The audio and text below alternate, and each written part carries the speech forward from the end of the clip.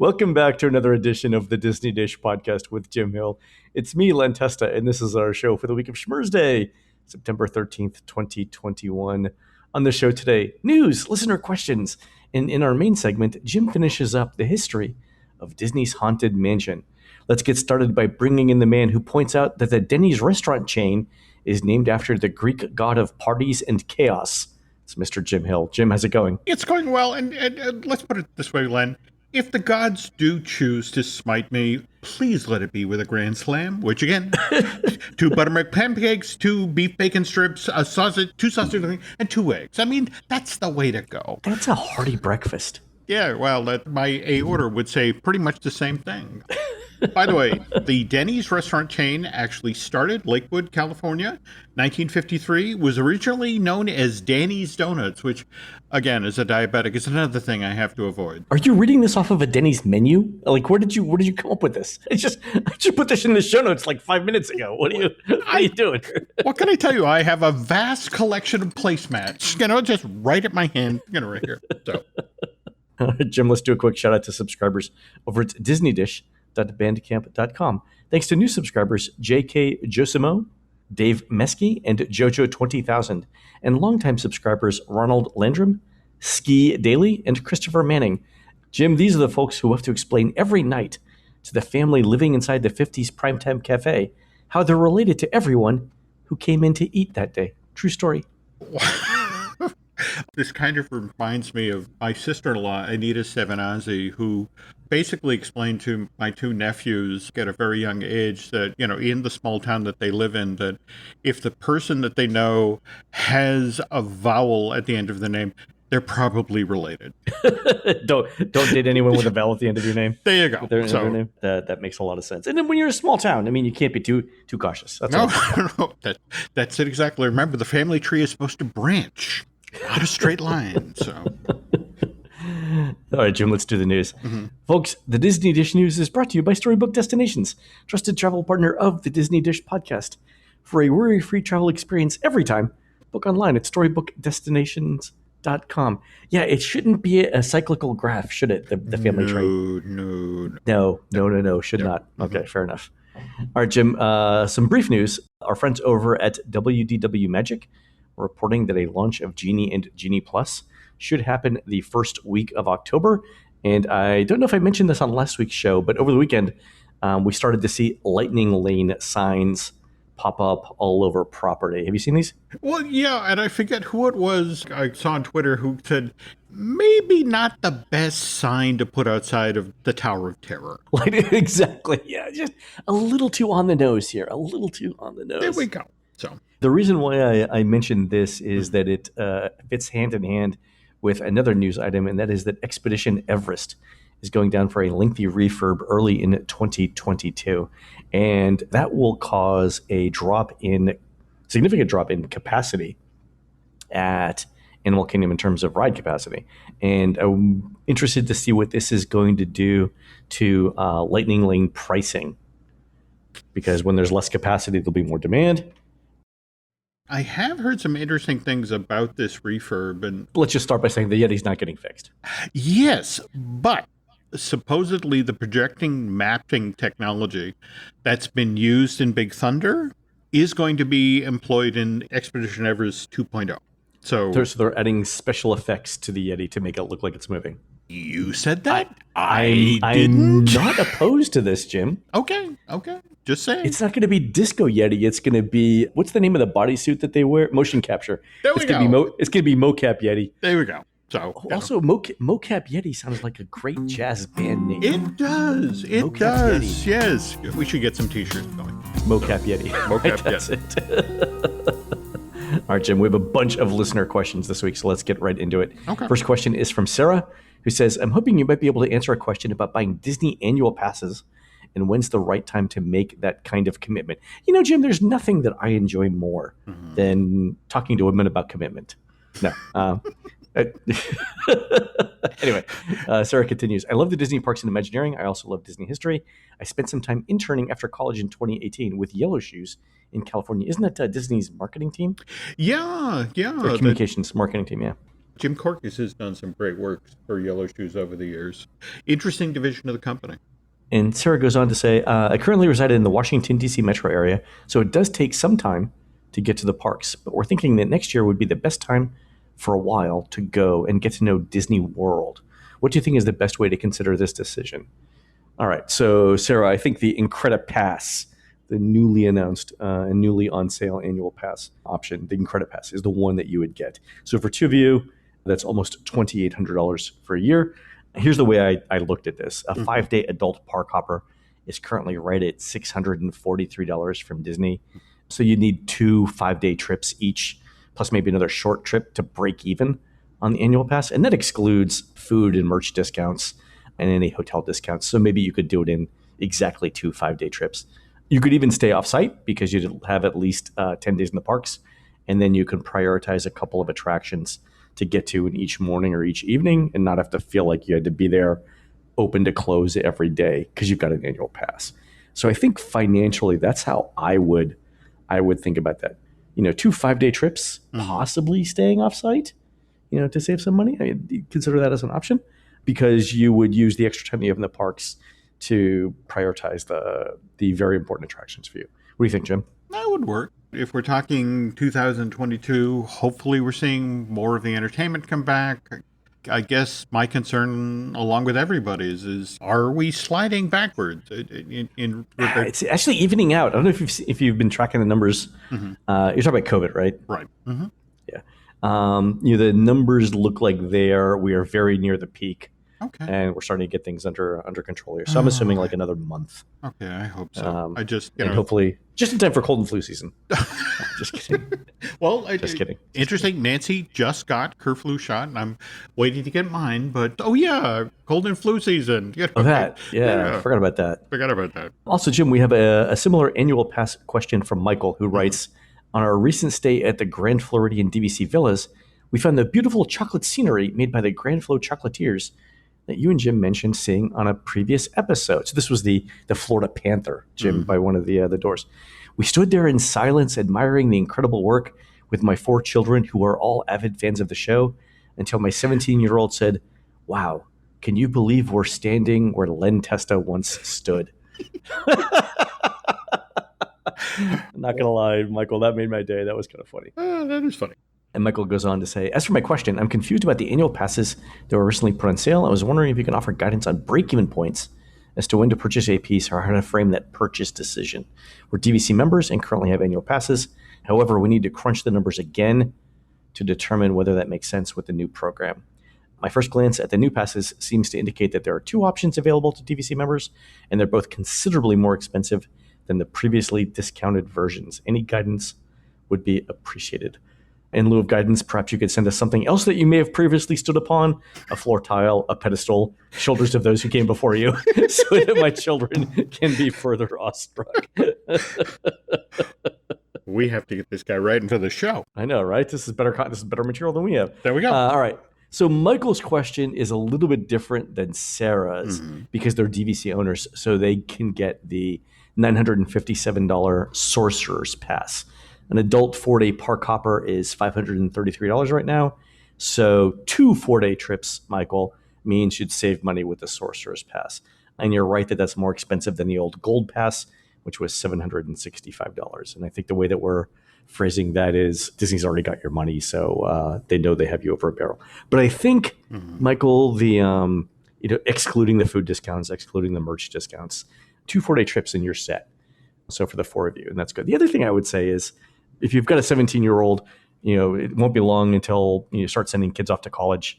So you've got a limited number of entire family trips that you have left. So I would opt for the annual pass. What do you think, Jim? Excellent insight. Yeah, this actually fits into the classic Disney pattern where they talked about, you lose the kids 10, 12, 13, but you gain them back when they have their own children. And so there's only like a 20-year period where you're not all going as a family, and then you go as grandparents, right? There we go. Yeah. So it's funny because I think I've talked about this on the show before, but Hannah and I go on a one trip every year, and it's the sacrosanct trip where it cannot be violated. And we've managed to do that until she's 23 this year. So we're doing a trip every year. which is so I'm like I'm super dialed into the how many trips do you have left with it where it's just you and your kids. There you go. You know, before it's not just you and your kids anymore. Mhm. Yeah, so that's why that particular question appealed to me. All right, here's one from Phil, who says, "I'm trying to plan a 7-day trip to Walt Disney World for President's Day week in 2022." So that's February. Mhm. How do you handle making park reservations and dining reservations when you can do both at the same time? Should I book my park dining first and then my reservation, or vice versa? So this is interesting because you can only do one at a time, right, Jim? Yeah. Yeah. And so Oh. the question is, do you make the park reservation first and then the dining reservations? I would say actually you'd want to, if you can only do one thing at a time, Mhm. you're not employing your own children to wake up at 6 or 7 a.m. with you Mhm. to do this. I would say you would do dining first, because if there's a specific venue that you want to eat at, let's say, you want to eat at Cinderella's Royal Table and you want to eat at a specific time, like 8 a.m. Mhm. There's very few of those seats available relative to the number of park reservations that are available. So I would do dining first, and then I would do park reservations. That does give your day, so to speak, an anchor, a place, an event to build the day around. But Right. that certainly makes sense. Fewer dining slots, and obviously you can fit more people into a park than you can into a single restaurant. By the way, did you see that the Disney's now added a more obvious disclaimer on its dining reservations, saying that if you're eating in a park, you also need a park reservation? That having a dining reservation doesn't get you into the park. Yeah. There were some ugly conversations at the gate that led to that. That's like, Yeah. I haven't admit, and it's like probably one of those days when the parks were at capacity, and Yeah. I'm sorry, I know what you have in your hand, and I know what you can show me on your phone, but Yep. you still can't come in. And I actually saw this at guest relations at the Magic Kingdom last week, one day when I was just bopping around, Mhm. and the family that didn't have the park reservations Mhm. was extremely polite about it. Mhm. But you could tell that the mom had a lot of experience either in debate Mhm. or in cross-examining people, because she essentially said, "So you're Disney, right?" But walked through the poor cast member through the process of making a reservation, Mhm. pointing out that Disney's computer systems aren't speaking to each other Mhm. when all of this is happening. And it was very enlightening. It's like, and I think she summed it up by saying, "So Disney's restaurants don't know that they're in the park, that I need a reservation, Mhm. and can't handle all that." And the cast members basically like, "Yeah, no," which was like, okay, great. She's not wrong. No, but sometimes if you're outside the park, if you're not at guest relations at the park, the specific park, and for example, our good friend Angela, that had wanted desperately to get into the Magic Kingdom on October 1st. Supposedly all the tickets had been available. Suddenly, some became available, and Angela leaped, but could get admission to a park on October 1st, but not the Kingdom where she wanted to go. So she wound up over at guest relations at Disney Springs and basically pled her case. And a lovely young woman there, a postgraduate in the Disney computer system, spent about 30 or 40 minutes, working her magic on the keyboard. Eventually came back to Angela and was like, "You're in."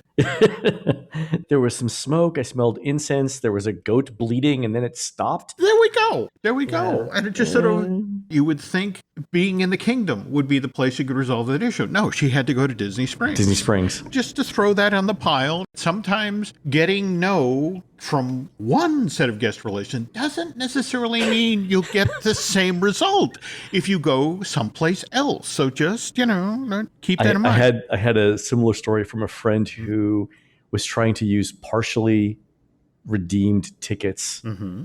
as a credit towards an annual pass. Mm-hmm.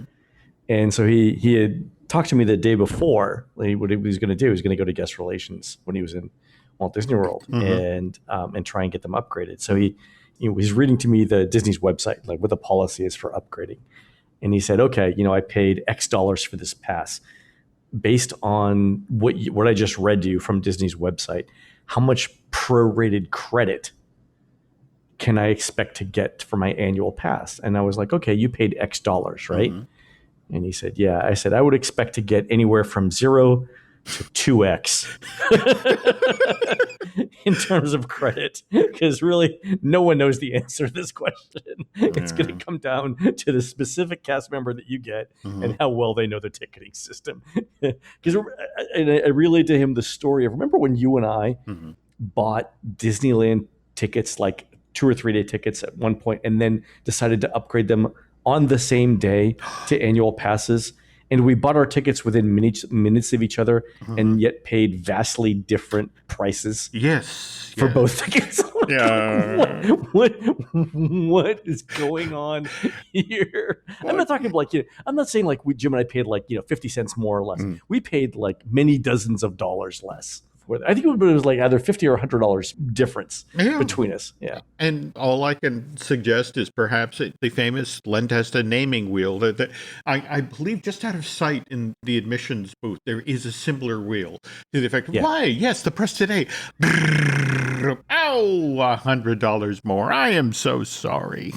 All right. Next question is from Daniel. He says, I'm traveling to Disney World from October 10th through the 15th at Pop Century. I have not seen any advertised discounts on rooms for October yet. I'm booked with a travel agent and have been advised that any discounted room rates will be applied to my reservation. My question is, do you think there will be any discounted room rates that close to the 50th, or will Disney try to take advantage of the anniversary and not offer any discounts for October, knowing that the people who wanted to be there for the 50th will pay the standard rack rate just because? So most of the time, Daniel, I would say that within a couple of weeks of the 50th, Disney's going to not offer many discounts. But I say that, but if you check Hotwire and Priceline, Jim, have you done this recently? Nancy, it's actually been poking out ahead of our trip in October. Yeah, it's been kind of intriguing. So Hotwire has All-Star Movies deals at $78 a night, up from $68 a night right now. But $78 a night as late as September 28th, and Coronado at $155. And going out into January, I can already see some $108 a night all-star deals. And this is from our fabulous John Tierney, who does our Priceline and Hotwire research for our blog. My guess is that Disney's going to continue to use Hotwire and Priceline as a way to test the discount market. So they're not going to do it on their own site, but they will do it using Priceline and Hotwire. The other thing I would say, Daniel, is the website that I've been checking most recently for substantial lodging discounts is this thing called dvcreservations.com. So they're DVC point rental place, and they do last minute deals. And they're sending out some really interesting stuff over the next couple of weeks, like Old Key West Studios for $120 a night, which I don't know what rate you got at Pop Century, but I may consider a $120, $125 studio, especially if you're paying rack rate at Pop. It depends where you're at there. But anyway, check it out, dvcreservations.com. They've got a newsletter you can sign up for with last-minute deals. They've also got a last-minute deal page. Those are the two things I would check. Cool. Here's a question from Matt. It's another discount question. My wife and I have reservations for the third week of January 2022. Room-only discounts generally drop in late September. As usual, we booked the vacation many weeks ago to lock in the Lagoon View room at Grand Floridian, and now we're waiting for the discount to drop so we can rebook the same room. It's usually 20 to 25% off the rack rate, which is a chunk of change at the Grand Flow. Have you heard any rumors Disney will be stingy with discounts during the 50th celebration? So, Matt, a couple of things here. One, I think the discounts might come out in October or November as well. So I checked the historical discounts page at mousesavers.com. And it looks like for that part of January, Disney's put out discounts as late as October or November. So be patient there on that. The other thing I would say is I would not be surprised to see some more Grand Flow inventory cash rooms getting taken out of circulation. Have you heard this? Yeah, but this is all predicated on the 50th as it gets underway. Yeah. I mean, let's put it this way. The 50th is in 3 weeks, right? There's no way it's going to be as big as Disney had anticipated. No. Because of COVID. Yeah. Right. And that is impacting a lot of the decisions.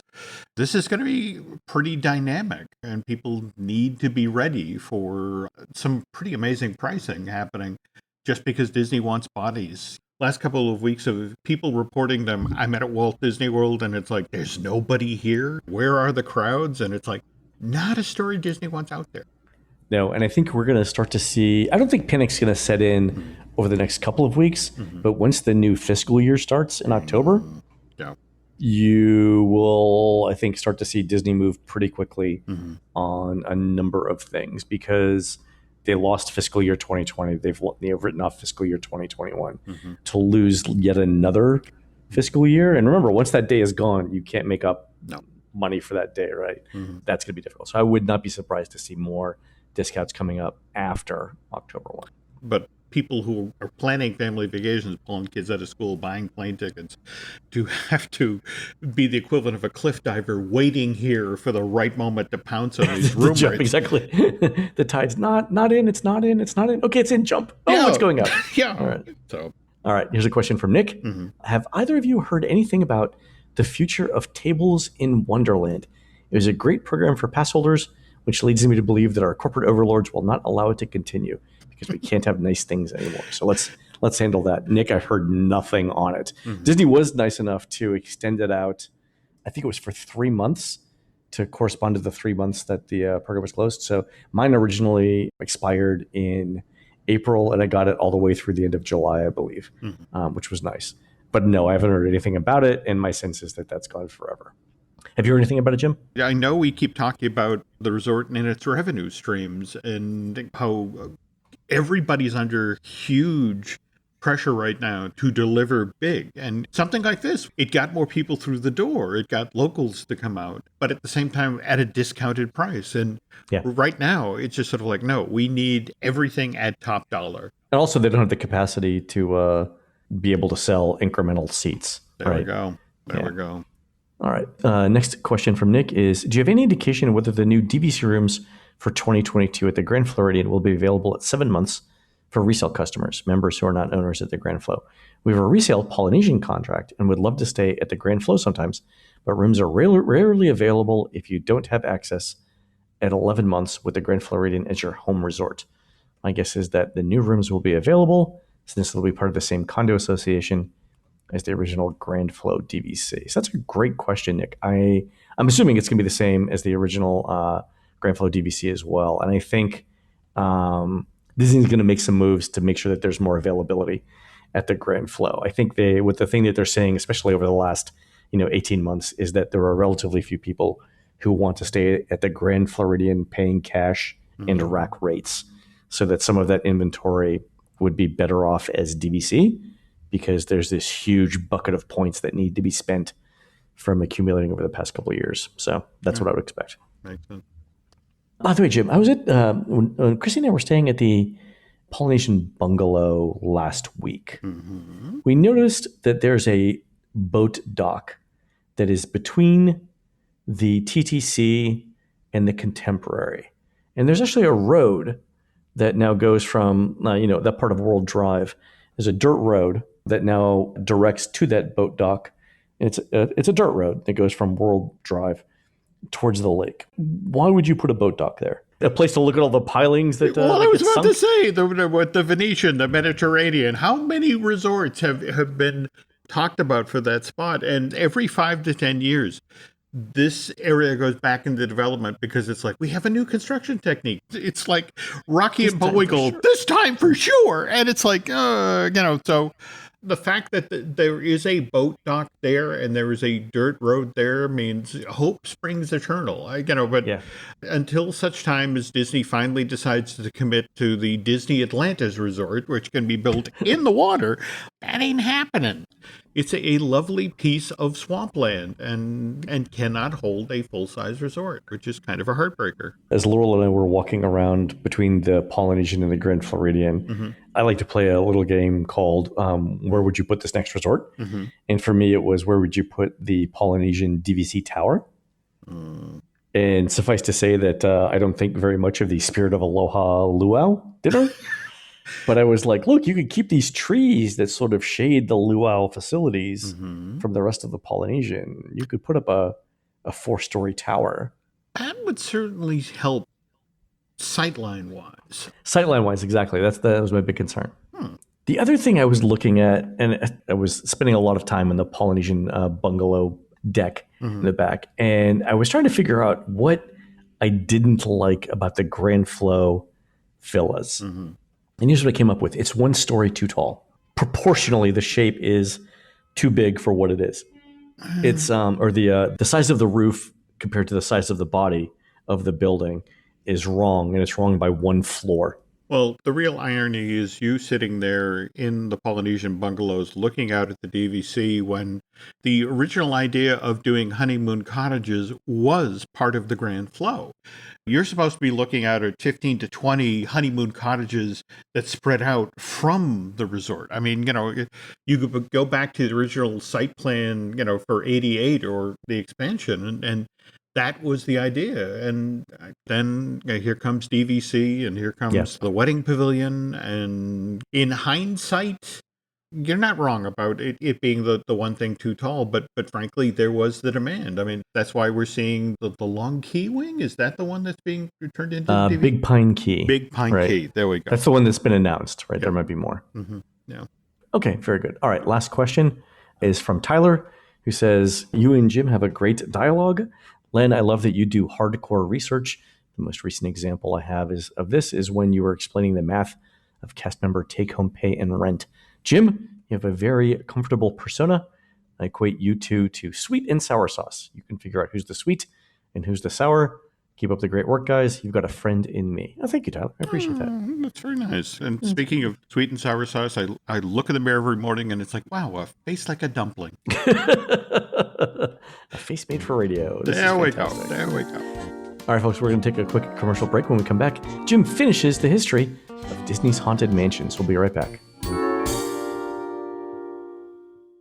The family that vacations together stays together. At least, that was the plan. Except now, the dastardly desk clerk is saying he can't confirm your connecting rooms. Wait, what? That's right, ma'am. You have rooms 201 and 709. No, we cannot be 5 floors away from our kids. The doors have double locks. They'll be fine. When you want connecting rooms confirmed before you arrive, it matters where you stay. Welcome to Hilton. I see your connecting rooms are already confirmed. Hilton, for the stay.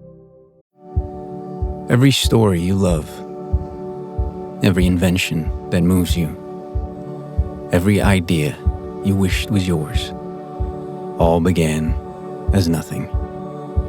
Just a blank page with a blinking cursor, asking a simple question. What do you see? Great ideas start on Mac. Find out more on apple.com/Mac. All right, listen up, nacho chips. Quiet down, crispy potatoes. This is the moment Velveeta's been preparing you for, and you're not about to crack under pressure. Today's the day to go all in on the drip. Velveeta's Heat and Eat Queso is the MVP of any game day spread, so stick by them, and you'll be golden. Now get out there and make delicious history. No tailgate party is complete without Velveeta.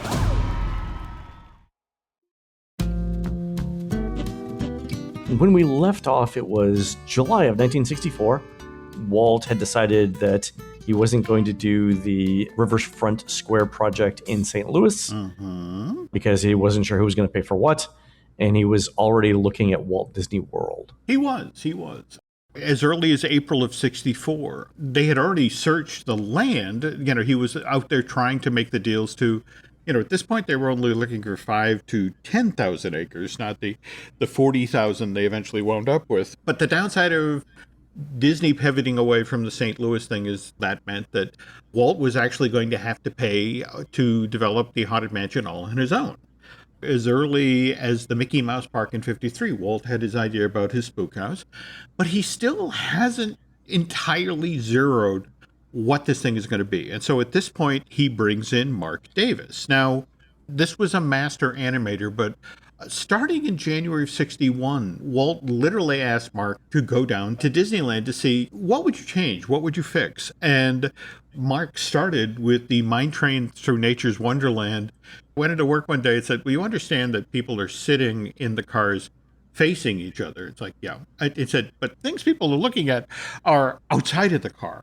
Could we maybe change the position of the seats? Just get them facing forward and then do a better job of staging things. And Walt loved Mark's not only common sense of touch, but his showmanship. And so working on Mine Train to Nature's Wonderland led to Mark redoing the scenes underwater on the subs. So anyway, Walt's standing there, and it's been over 10 years at this point, and it's like, okay, somebody's got to clarify the mansion. So Mark, you're up. And Mark comes through the door to work on this project at the exact moment when Mansion goes from being a walkthrough to a ride-through. That's actually largely because of some of the shows that Mark worked on for the New York World's Fair. Magic Skyway is the Ford Pavilion, actually led to the Omnimover. The very system that pushed those Ford convertibles through the attraction is what eventually led to Disney developing the Omnimover that allowed you to sort of turn you at a precise moment at the exact element they wanted you to see. So how did ride systems work before that? They weren't synced up as much? You know, if you look at Mr. Toad's Wild Ride, Snow White's Scary Adventure, these are classic buzz bar attractions. You load the people in, the person hits a button, and they begin to move through the attraction on the steel plate in the ground that actually provides the electricity that powers the vehicle. Oh, that's the buzz bar. The buzz bar. And you get people to look at specific elements because you throw a light on it quickly, or the classic scene out of Snow White's Scary Adventure where you see the back of the queen, but when the figure pivots, you know, you're now seeing the front of the crone. It was a different sort of staging, but you had to create these giant vignettes, whereas the Omnimover could allow you to do some really subtle stuff. If you think about that moment in the mansion, first you look down the endless hallway, and suddenly then you turn and there's the coffin with the, let me out, you know, and then you turn to the front and you're going down the hallway with all the doorways that have been, you know, that you're able to move from these individual show elements that build toward when we finally get to Madame Leota. So Mark comes in late 64. By January of 1965, there is the Disneyland Tencennial episode of the Walt Disney Wonderful World of Color show. It debuted January 3rd, 1965. And it's Walt taking Julie Ream, the first Disneyland ambassador, through this faux version of Imagineering. But it's like, here's Mary Blair showing off what they're going to do with Small World when it comes to Disneyland. And here's John Hench showing off the new restaurant that they're doing at the Plaza that's going to replace the Swift Marketplace. And now, finally, here's Mark. And just in the 6 months that Mark's been working on the mansion, he's already got the portraits done for the stretching room. Which is, I mean, that's huge. So the stretching room was part of the idea that they had for St. Louis. But the gags around the portraits is the thing that makes it. Yeah. Even at this point, Walt is thinking kind of a hybrid. It's going to be a ride through, but because of the crowds that are anticipating turning out for this thing, he wants an elaborate queue. So Rolly Crump has created all of these truly funky effects during his time with Yale Gracie, and Walt just can't give them up. They're based on the scenes we talked about for the Captain Gore and Priscilla version of the attraction. We have to walk in and view things, and you need a minute or two for the effects to happen. So what they eventually decide to do is that outside of the mansion, there will be this thing that's set up, sort of a traveling exhibit called the Museum of the Weird. And this will be the equivalent of the queue. And guests will go inside and wander through this space for 20 minutes, a half hour. That long. That's a lot of gags. Trust me, Rolly came up with a lot of stuff. And you get to see things like his coffin clock and his living wax man who, here is this human figure that is on fire from various wicks that turns and starts to interact with guests. So genuinely creepy stuff. But Walt wanted that as sort of the pre-show, and then guests would exit the Museum of the Weird and head over to the mansion proper, and then down in the stretching room, and then walk under the train tracks and eventually make their way into the mansion and begin the ride proper. But it's one of these things where it's like, okay, we're going to make sure that the Omnimover system works. So as kind of a proof of concept, and again, Walt loves to do this, get other people to pay for things. So the Omnimover test was done with Adventures Through Inner Space, which debuted with the new Tomorrowland in August of 67. And that was Monsanto? Yes, the lovely folks at Monsanto paid for the field testing of the ride system for Mansion. All of a sudden, I feel less bad about insecticide impervious pests now. Well, Yeah, there we go. I feel good about grasshoppers the size of footballs. And the nice thing is, that's a whole new area for Animal Kingdom. It's true, exactly. All right, so we were talking about Bob Foster and doing the land search. October of 65, news breaks that Disney's coming to Florida. Governor Hayden Burns confirms it the very next day. Walt's down there November of 65. In the Disney tradition of the weenie, as in the castle is the weenie in Disneyland that drives you deeper into the park, the theme park core, the Walt Disney World Resort, was in fact the weenie. We have to convince people who have traditionally gone to Florida, who only vacation on the coast, that they need to come to the central part of the state and come there on a regular basis because we need the money to build the futuristic city. So the notion was, okay, so we need attractions. We need really big attractions. As the decision was made to go forward with Disneyland's version of the Haunted Mansion, it was just, well, of course, we're going to build the second one at the exact same time. In fact, there was a warehouse that they just basically filled up with the weirdest version of Noah's Ark. It's 2 sets of the hitchhiking ghosts and 2 sets of the murderous bride up in the attic, because at one point, one set of the figures was going to go to Anaheim and then the other set was going to go to Orlando. Oh, yeah, sure. And they're building it. They might as well build them both at the same time. As this is going on, we lose Walt in December of 66. And as the price of Walt Disney World begins to increase, we see reduction in scopes of the attraction. In fact, if you have the chance, folks, go check out this Disneyland 10 Centennial special. Because, for example, they show Claude Coates is proudly standing there in front of a model for Pirates of the Caribbean, where it's this scene where this poor soul is being forced to walk the plank, and behind him on the pirate ship are 10 or 15 pirates goading him, and then below him in the water are all these sharks circling around. And I mean, this is a finished model. Walt selected it to be shown on television to showcase this wonderful ride that was coming forward. And anyone who knows the attraction today knows, well, you got the captain on the Wicked Wench, and you got 2 gunners that occasionally pop up, and that's it. The elaborate, expensive version fell off the table. To a lesser extent, we saw kind of the same thing with Mansion. They sort of crept in the scope to keep it affordable. Pirates of the Caribbean opens at Disneyland in March of 67. Mansion, Disneyland version, opens in August of 69. The Walt Disney World, of course, is an opening day attraction, so October of 71. From the get-go in 67, when they opened the Omnimover for Adventure Through Inner Space, that developed kind of a reputation as a Disneyland's Lover's Lane. Yes. The cast members used to tell the young boys and girls who get on this thing, it's like, oh, it's a 10-minute long attraction, and then would hurry over to the offload area where the very same Omnimover would come in 2.5 minutes later, and young people would be pulling on clothes very, very quickly. But that never happened with California or Florida's Mansion. And I've always had it explained to me is that the Monsanto Adventures Through Inner Space ride was free. It was included in a ticket book, we went to Disneyland. So you didn't have to pay to go on that. Anybody could go on it. Whereas Mansion was an e-ticket. You literally had to commit to pulling something out of a book, and you only got so many of them. And the whole notion was, well, yes, you're an attractive young woman, but I spent an e-ticket to ride this thing, and I'm going to look. Yeah. We can make out later. So Mansion opens up, hugely successful, immediately thought of as a franchisable ride.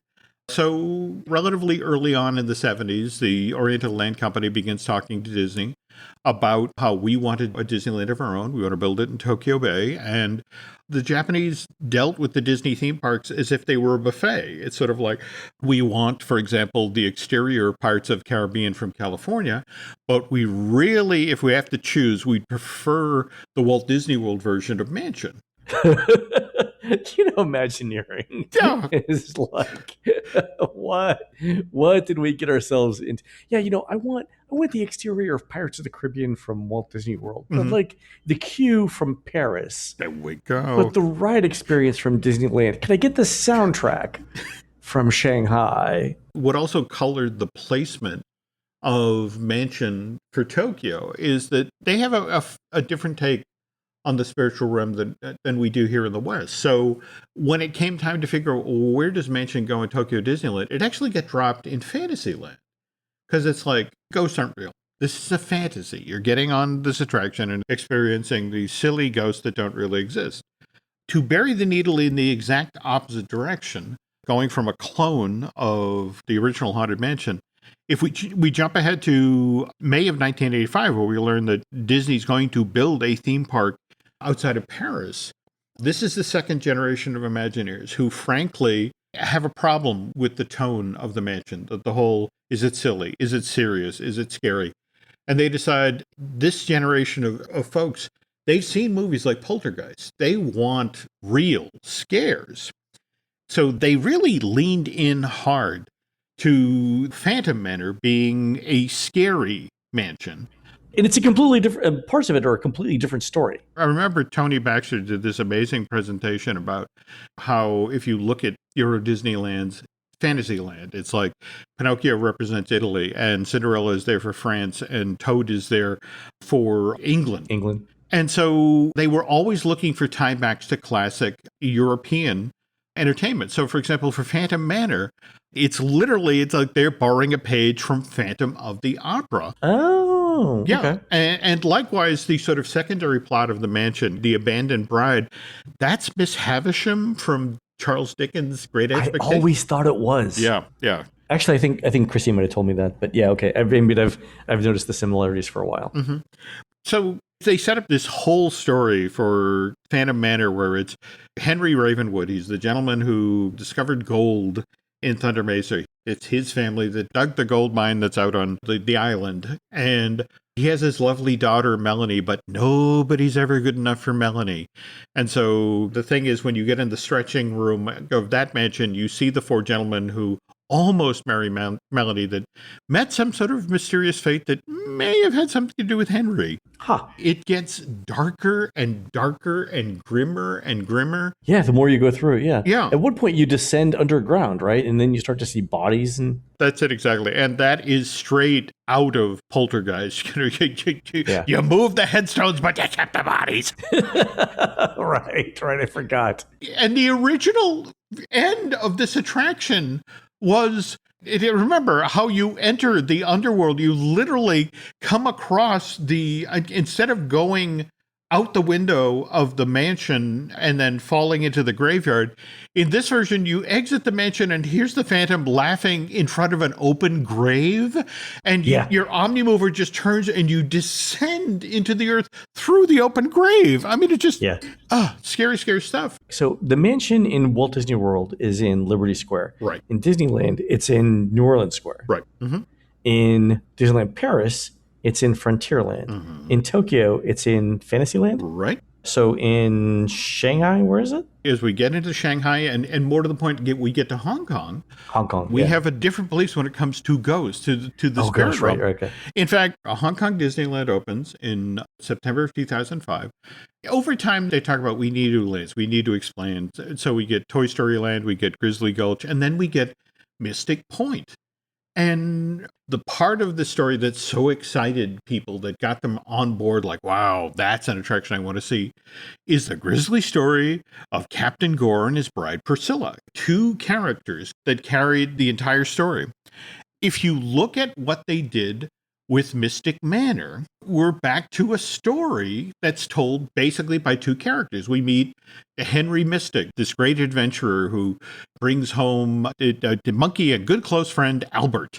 And as part of the pre-show, we are in his collection room. Then Sir Henry Mystic leans into the room and, I'll be out in a moment. And, by the way, Albert, don't touch that music box. So, of course, Albert opens the music box, and we now move through, just like the original version of Disneyland's walkthrough Haunted Mansion, 8 to 10 show scenes where the story gets crazier and more involved.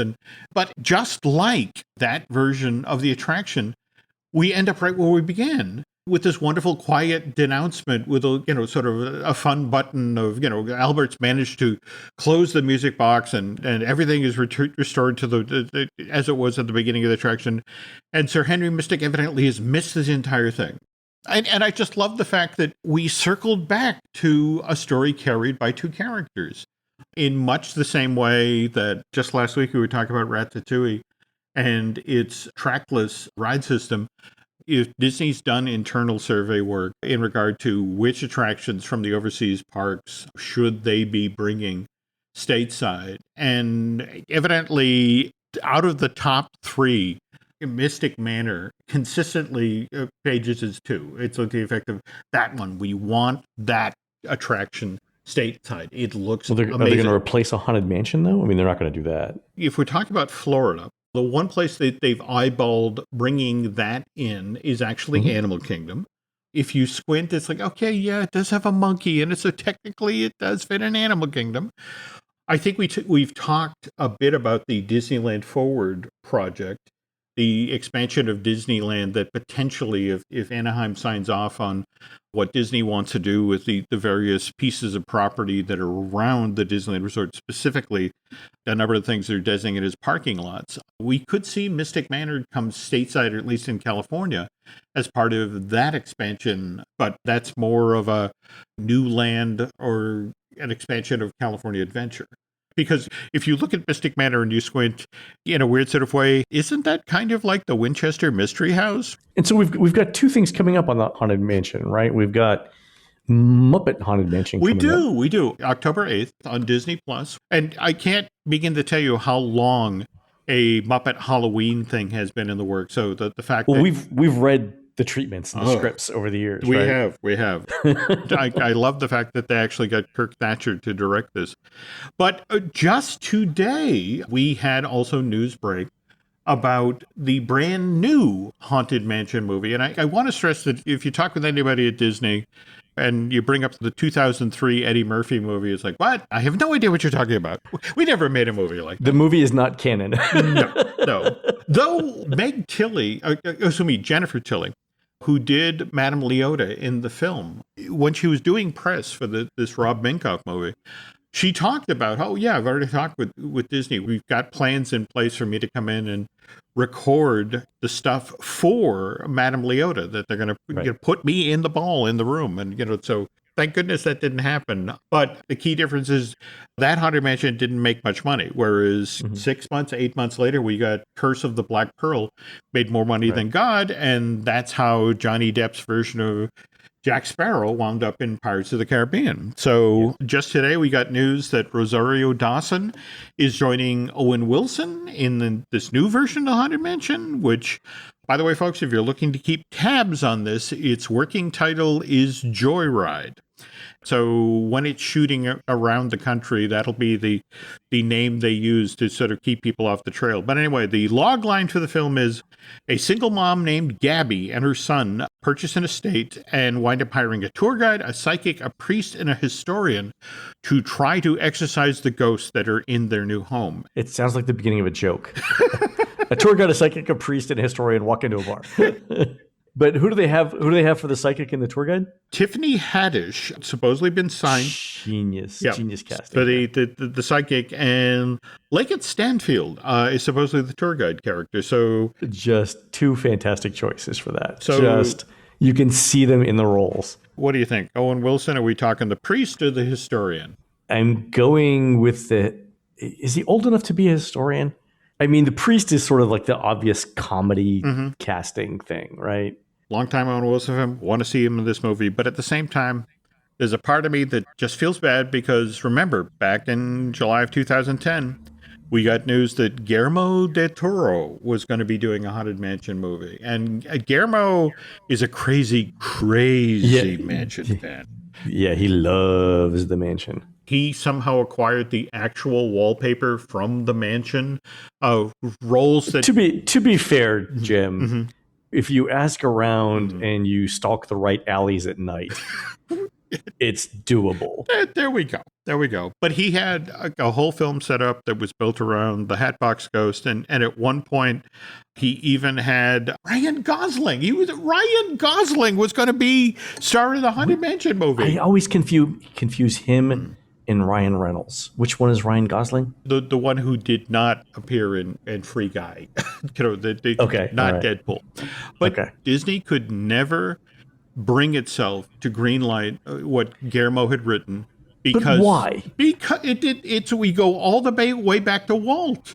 The Disney executive, is this too scary? Is this too silly? I'm not sure about the tone. Do we really want to do this? And I, Jim, as a podcaster, often feel the need to give film creation advice to Guillermo del Toro. And the thing that stops me is as I go to write these emails to Mr. del Toro is I always remember at the last minute, I don't know a damn thing about movie making. And I don't know if the Disney executives are encumbered the way I am. They kept dithering. And finally, Guillermo was like, well, okay. Then I'm going to go make my monster movie. Yeah, and that's the thing. He went off. He didn't get to make his Haunted Mansion movie, but he did get to make his version of The Creature from the Black Lagoon, which, of course, was The Shape of Water. Came out August of 2017. Went on to win Best Picture, Best Director, Best Production Designer, and Best Original Score. And there's just a part of me, it's like, that could have been Disney's Haunted Mansion movie. Exactly. I mean, imagine if you would have applied that same passion to a Haunted Mansion film. By the way, Jim, we're mentioning all the people that are in these things. Did we talk about who is the bride in Disneyland's Haunted Mansion? No, in fact, you actually had some pretty decent info on this. All right, so added in 2006, right? Yeah. Bride of the Haunted Mansion. Right. So the image of the bride is a real person, and actually she's fairly well known. It's Julia Lee. I think I've mentioned on the show a couple of times. I've rewatched with Laurel the Angel TV series from the early 2000s. So Julia Lee plays Anne in Angel, and she played two different characters in two excellent episodes of Buffy the Vampire Slayer as well. So she is the picture of the ghost, but the voice is a voiceover actress named Kat Cressida. Yeah, who and Disney uses for a ton of stuff, right? You knew the name. She's done a lot of great stuff for the Star Wars animated series. I mean, Kat's a huge talent, and just one tiny little concern, because it's just sort of like they redid The Bride in 2006, and I want to say, what was it, 2015? We got the Hatbox Ghost, and let's not forget that, in fact, just at Disneyland this past week, we got the 20th anniversary of Haunted Mansion Holiday. Could you imagine if this Haunted Mansion film is a success, what they could do with the Tiffany Haddish character during the Halloween parties? No doubt. Oh, God, that'd be funny. I don't know if you've been following the Oogie Boogie Bash that's happening at California Adventure. Oh, it's getting rave reviews in California. In the Avengers campus, they've actually brought in the Agatha Harkness character from WandaVision. No, that's right. I heard that. Yeah, and that's the thing. It doesn't cost them much money, right? But yeah. No. It was Agnes all along, yeah. Yeah, but my one caveat is that because so many Imagineers grew up loving the Haunted Mansion, all of them want to put their hand on it. I know. It's time. In fact, we talked earlier in the show about Expedition Everest is finally getting down for a lengthy rehab, and supposedly they might be doing something with the Yeti with projection technology. But it's like there are so many other attractions that need love, that need updates. And to give Disney credit, we just saw them do an extraordinary job with Snow White's Scary Adventure, turning it into Snow White's Enchanted Wish. And again, a lot of use of projected technology and that sort of thing there. But it's time to spread the love around. But I think you've nailed it exactly. If this Haunted Mansion movie with Owen Wilson and Rosario Dawson, does any business at all, it's like we're going to see 5 years of those characters being folded in. And it's just sort of like, it's enough. Okay, leave it alone. Go work on another attraction for a while. There are plenty of attractions to work on in Disneyland and Walt Disney World. It's true. There we go. So fair enough. But anyway, so there we go, folks. And by the way, again, congratulations to whoever in the pool, picked the unlikely thing that Jim could finish the story in 6 episodes. And we even got to look forward in it. Not only we got to look back, we got to look forward. It's a little bonus there. It's like getting an extra McNugget in your Happy Meal. Are we going to start talking about Denny's again, Len? Should never do these things close to dinner time or lunchtime for that matter. No, we should. All right, folks, that's going to do it for the Disney Dish show today. Please head on over to disneydish.bandcamp.com, where you'll find exclusive shows never before heard on iTunes, including new shows on the history of Disney's Flying Saucer ride.